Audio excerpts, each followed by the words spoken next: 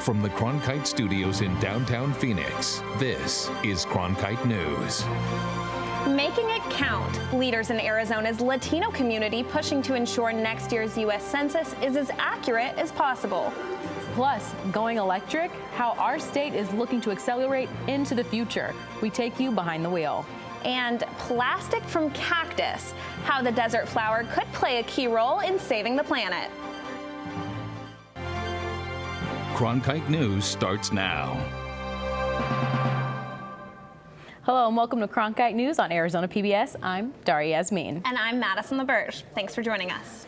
The U.S. Census Bureau. It's the federal government's largest statistical agency. Every 10 years, a massive operation is undertaken to count everyone living in the U.S., citizen or not. All of this so Congress can represent the people as accurately as possible. Cronkite News reporter Ellie Nakamoto-White is live in the broadcast center to tell us more on a new way Arizonans can make sure they get counted. Ellie? Thanks, Madison. The 2020 U.S. Census officially opens April 1st. Earlier today, I went to La Familia Cuenta, a summit that aims to increase the number of Hispanic and Latino families participating.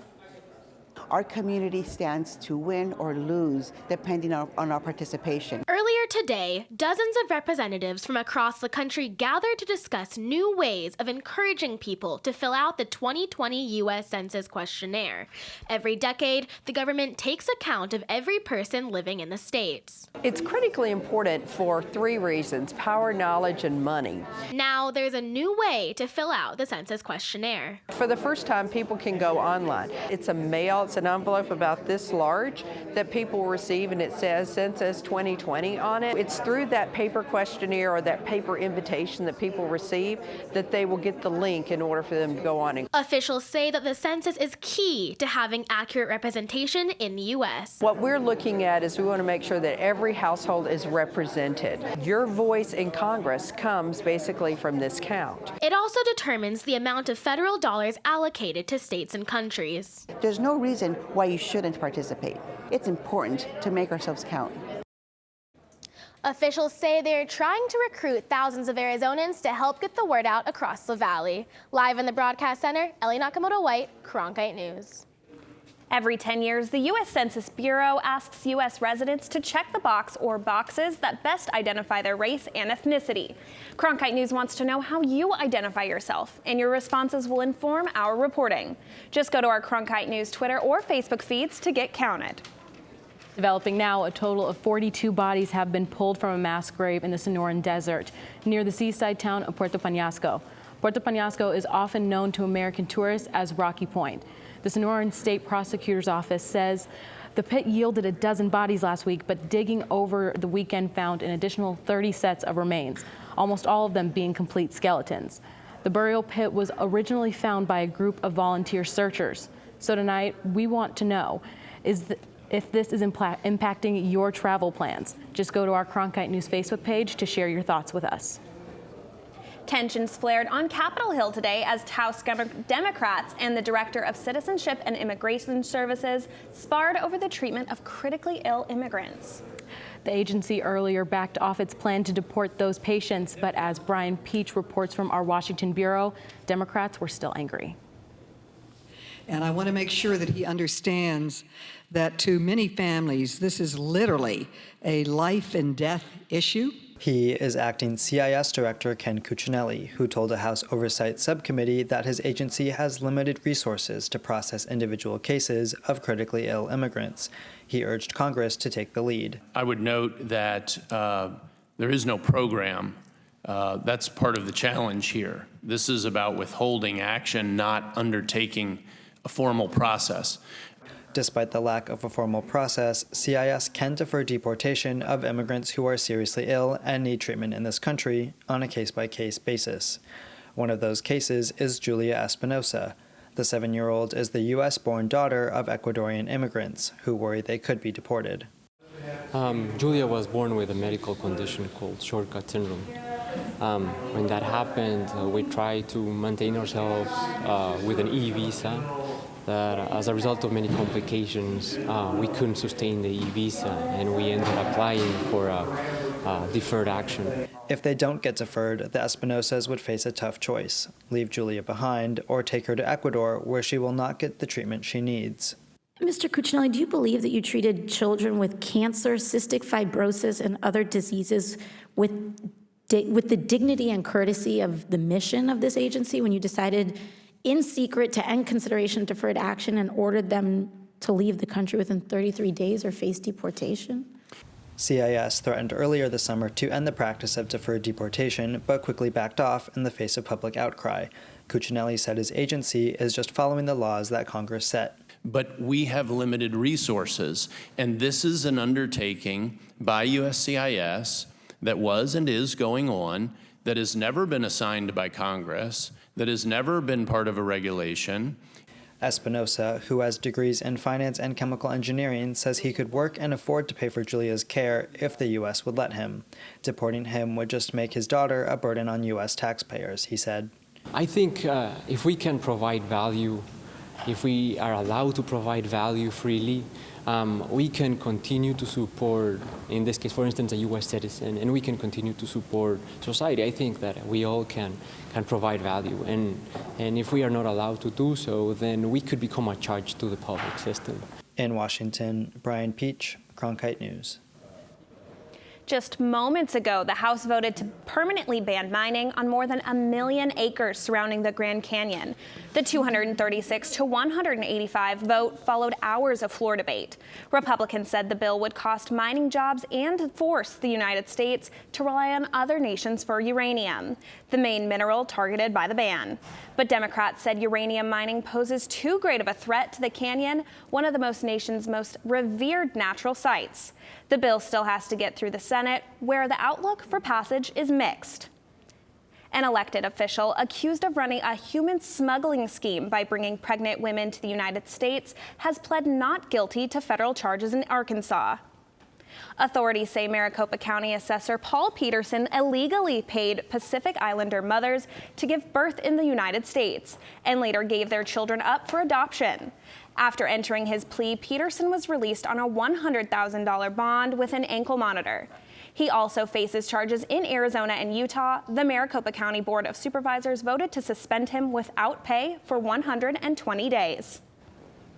Fans of electric vehicles are continuing their fight to push residents and leaders across Arizona to transition from gas to electric-powered cars. Cronkite News reporter Mariah Gallegos went to a forum on the future of electric transportation.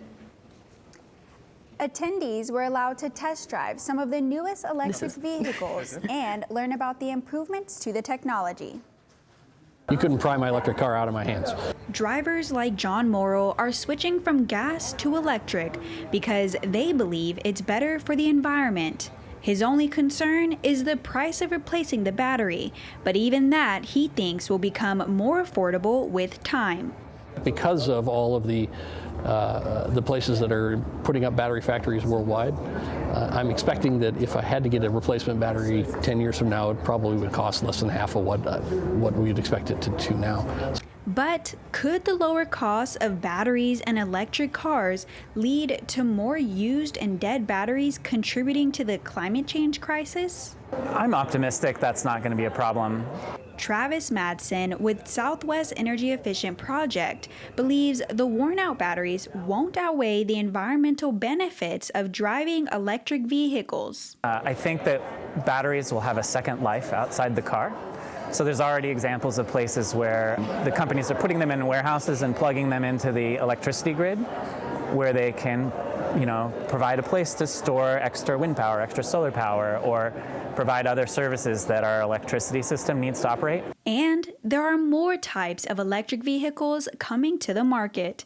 Arizona-based manufacturer Nikola is adding jet skis and military vehicles to its electric lineup. But one thing owners want more of is charging stations. Arizona is such a big, largely empty populations are in dense little clusters around, which makes it trickier for electric cars if you're traveling city to city. But within the valley here, it's no problem at all. Arizona has 469 charging stations compared to the nearly 6,000 in California. At the digital desk, Mariah Gallegos, Cronkite News. Coming up next on Cronkite News at 5, helping the homeless right here in the Copper State. The mission One Valley Church is on to set them up for success and how you can be a part of it. And did Arizona students make the grade? After the break, we take a look at the National Report Card.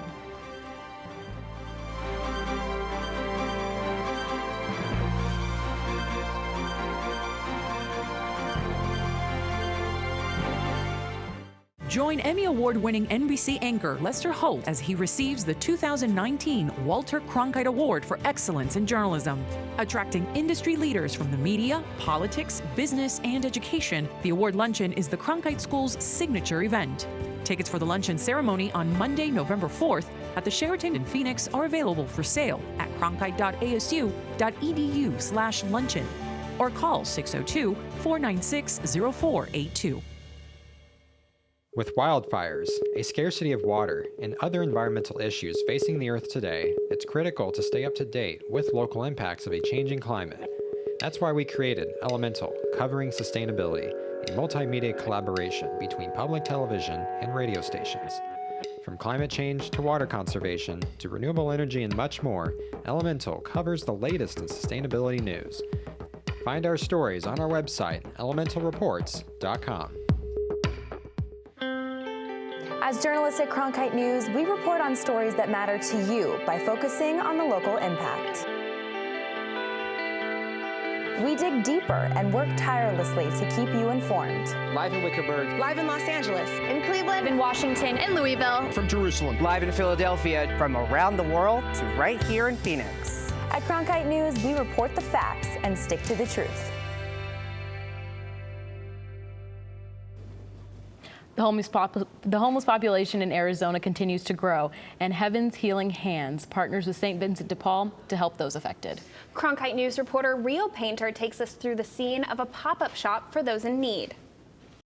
I read a book called Under the Overpass, which was a really good book about two college students who kind of left their everyday lives and became homeless for months. And the thing that really stuck with me was that they went to Phoenix. Heaven's Healing Hands started this pop-up village at St. Vincent de Paul a little over a year ago. The group wants to help as many people on the streets as possible. Every month, church members bring donations in. Those are put into kits, and then those items are brought to St. Vincent de Paul. More than 50 volunteers show up to help hand out the kits, including 15-year-old Nathan Spalding and his father, Chris. Kits contain a lot of hygiene items, and there's some snacks and stuff.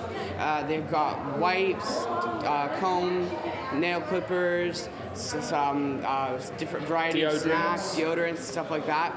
Nathan raised more than $1,000 through a GoFundMe account to provide items to those who are in need. The church has also partnered with hairstylists that come to provide haircuts to those who want it. Today we really wanted our guests to know that they're not invisible, that they're not alone. Help is available. God is everywhere, and we are here to serve them. And serving them sometimes could just be a kind word. Some people just want a clean shirt. Sometimes the ladies just want their hair washed. You never know what somebody's needs are. And it makes the members of Heaven's Healing Hands grateful that they are able to help in this small way. In Phoenix, Rio Painter, Cronkite News. Those who want to participate can reach out to Heaven's Healing Hands or donate to the GoFundMe project created to collect money for the building mobile shower systems. The University of Arizona is officially changing its nickname from UA to U Arizona, largely to increase search engine optimization. The Tucson-based university announced the decision in a news release on Monday, saying the change would help distinguish their school from other national and international entities that use the letters U and A, including the University of Alabama, Under Armour, and United Airlines. Officials say the university was not appearing on the first page of Google results when UA was typed into the search bar. University officials say there are no plans yet to use the new abbreviation on merchandise or in chants at sporting events. Report cards are out, and numbers show students across the nation are failing to make the grade. That's according to the National Assessment of Educational Progress, known as Nation's Report Card, which was released today. Researchers say over the last decade, there has been no progress in mathematics or reading performance. Fourth graders made only statistical gain 1 point in mathematics or reading. The average score for fourth graders was down by 1 point from 2017. Eighth grade reading scores decreased about 3 points. Up next on Cronkite News at 5, an ASU professor testifies in front of a Senate panel on water security. See how federal government is looking for the best ways to take on water woes of the West, and how innovation conservation might spur economic development right here in the Valley of the Sun. Join Emmy Award-winning NBC anchor Lester Holt as he receives the 2019 Walter Cronkite Award for Excellence in Journalism. Attracting industry leaders from the media, politics, business, and education, the award luncheon is the Cronkite School's signature event. Tickets for the luncheon ceremony on Monday, November 4th at the Sheraton in Phoenix are available for sale at cronkite.asu.edu/luncheon or call 602-496-0482. I'm Judy Woodruff, anchor and managing editor of the PBS NewsHour. The journalists of tomorrow face a fast-changing media landscape, but quality news remains vitally important to our communities, our country, and our world. At ASU's Walter Cronkite School of Journalism and Mass Communication, students learn solid, reliable reporting, holding the powerful accountable, and rebuilding the public's trust. The Cronkite School and Arizona PBS, preparing the next generation for a stronger future of journalism. Join us each week on Catalyst, the show that explores new advancements, technologies, and innovations at Arizona State University that are shaping the future for tomorrow and beyond. Catalyst, Wednesdays at 9, right here on Arizona PBS. With wildfires, a scarcity of water, and other environmental issues facing the Earth today, it's critical to stay up to date with local impacts of a changing climate.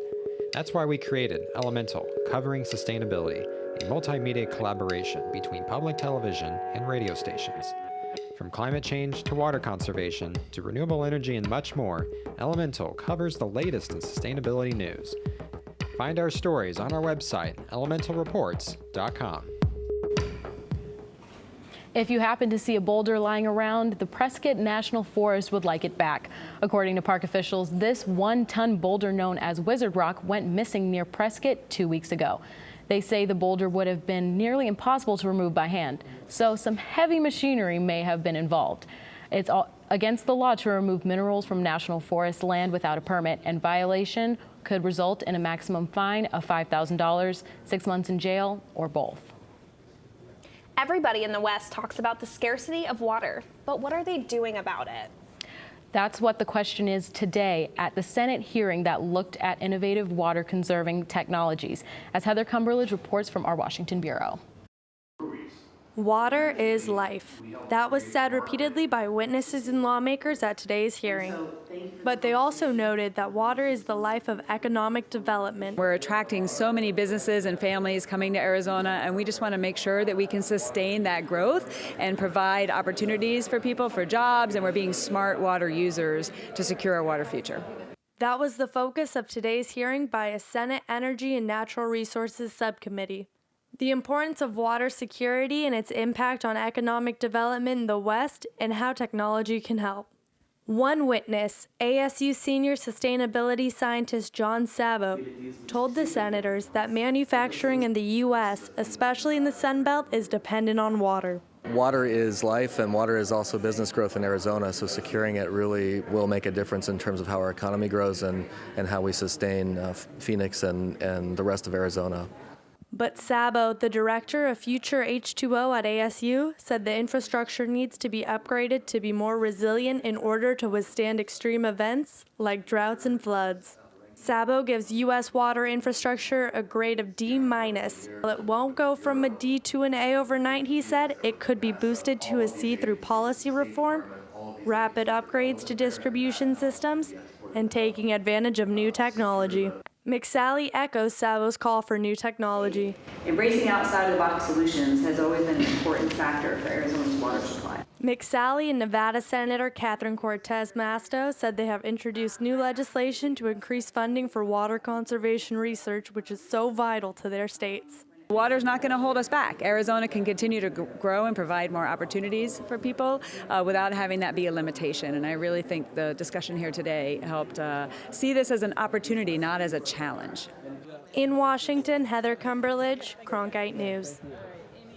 Technology wasn't the only possible solution discussed at today's hearing. McSally pointed to Arizona's recently passed drought contingency plan as an example of how officials can work together to address the problem.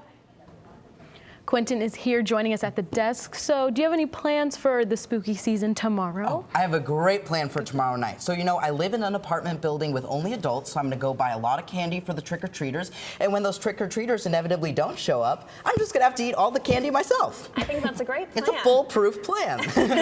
Well, whatever your plans are for tomorrow evening, I've got your temperatures. But first, let's take a look at your evening planner for tonight. Right here, 5 p.m., 68 degrees, moving down to 56 at 10 o'clock. Then looking at your highs for tomorrow, 77 about across the board, but notice your average for this time of year is 83, so we're a bit below that. And tomorrow morning, we might just be breaking a record. And I'm not talking about the record for most candy eaten by one newsroom. I'm talking about a temperature record here. 42 degrees could be the coldest October morning that we've had in 44 years. Zooming out to the rest of the state, we've got cold temperatures as well. 38 in Sedona, 14 in Flagstaff, then 12 up here at the Grand Canyon. So when you wake up, you're going to feel a bit frigid and chilly, almost like a zombie. So grab a cup of coffee and warm up because it's Halloween, y'all. We got to get excited here. 73 degrees here at 5 p.m. Your sunset for tomorrow is at 5:39. So the sun's going down, but the party is turning up. 65 degrees by 7 p.m. and then down to 59 by 9 p.m. So think about having a couple cups of hot chocolate ready for those kids when they come in tomorrow. And look at how cute this pumpkin is up top, girl. I'm just kidding. Pumpkins don't have arms. Taking a look at your weekend forecast here, 77 degrees is your high for tomorrow. Again, no tricks, just treats, because we've got clear skies moving all the way through the week, but then a few clouds here on Wednesday. Highs in the low 80s and lows in the mid 50s. From the Cronkite Weather Center, I'm Quentin Walker. As always, thank you, Quentin. The next time you see a prickly pear cactus, you might just have to do a double take. Witness for yourself how miraculous cactus juice is a blossom of hope for the environment.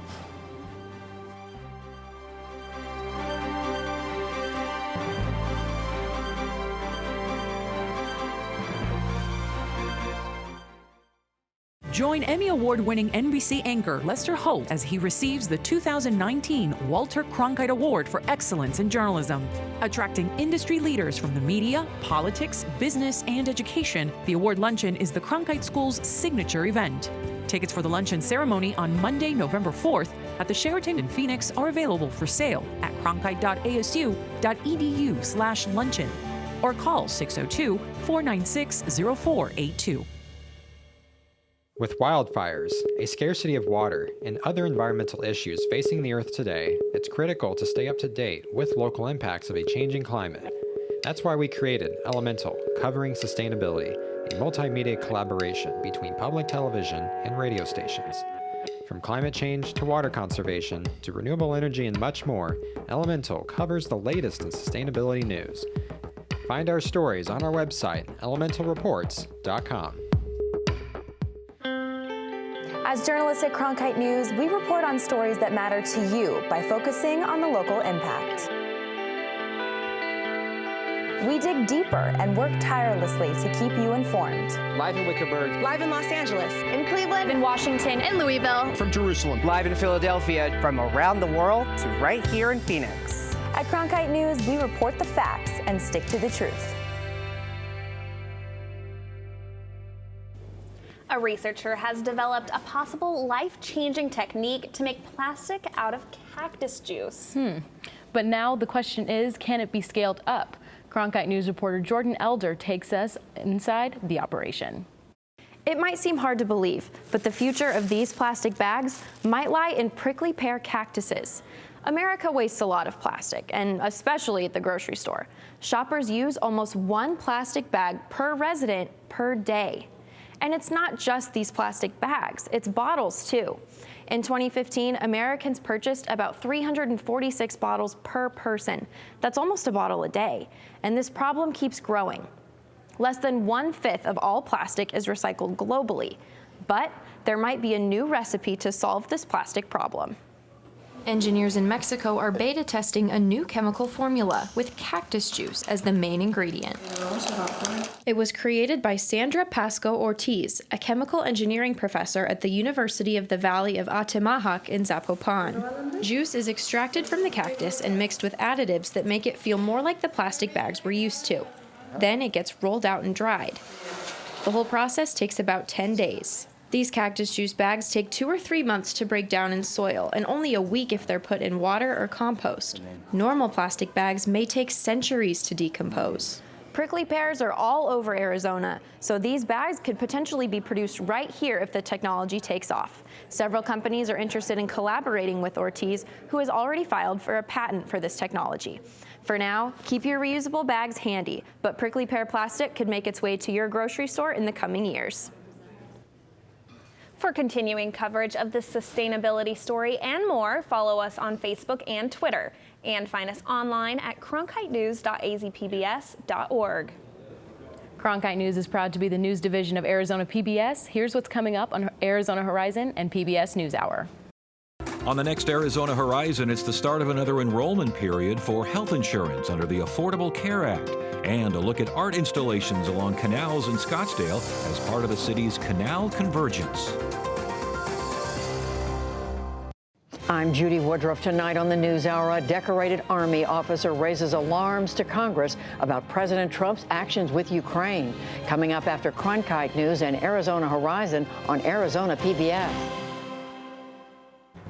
That's it for Cronkite News tonight. Thanks for joining us.